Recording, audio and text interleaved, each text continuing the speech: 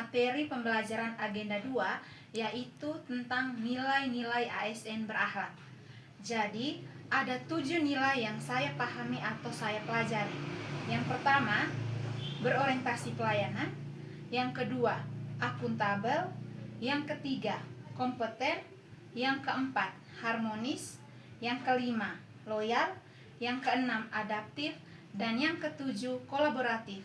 Jadi ada 7 nilai yang saya pelajari dari nilai-nilai ASN berakhlak.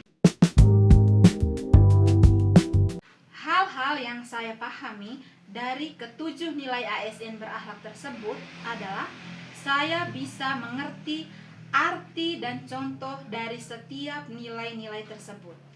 Saya memahami bahwa nilai ASN berakhlak ini menjadi pedoman utama bagi setiap aparatur sipil negara dalam bersikap dan bekerja.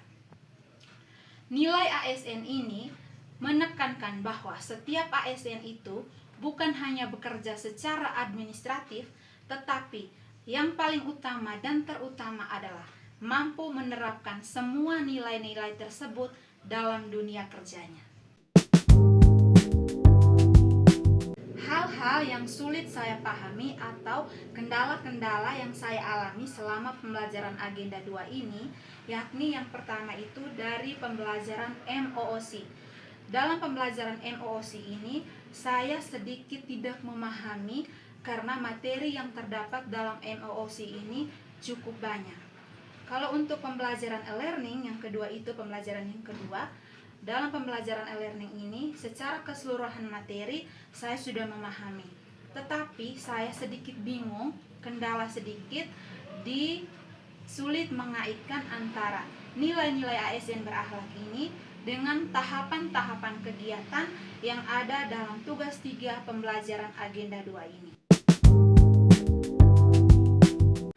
Upaya yang saya lakukan untuk mengatasi kendala-kendala yang saya alami, yakni yang pertama, untuk pembelajaran MOOC, ketika saya sudah tidak memahami materi-materi yang ada dalam MOOC tersebut, saya lebih memilih untuk menonton video-video yang ada dalam setiap agenda pembelajaran MOOC tersebut.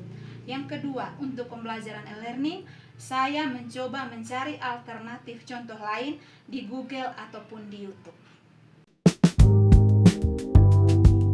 Kesan saya selama mengikuti pembelajaran agenda 2 ini yaitu saya merasa pembelajaran ini sangat jelas dan mudah dipahami karena pengajar mampu memberikan atau menjelaskan materi-materi tersebut dengan bahasa-bahasa yang sederhana. Dan contoh-contoh yang diberikan juga merupakan contoh yang relevan dengan kondisi nyata, sehingga membuat saya mudah memahami atau mendalami materi-materi yang ada dalam pembelajaran agenda 2 ini. Selain itu juga, suasana pembelajaran terasa nyaman dan interaktif. Pesan saya mengenai pembelajaran materi ini yakni saya berharap agar pengajar mampu mempertahankan metode pembelajaran yang telah diberikan selama mempelajari materi pada agenda ini. Dan untuk masukan atau saran dari saya, mungkin ke depannya pengajar lebih banyak memberi contoh atau studi kasus agar dapat membuat peserta lebih memahami atau mendalami materi-materi ini. Terima kasih atas ilmu dan bimbingan yang diberikan.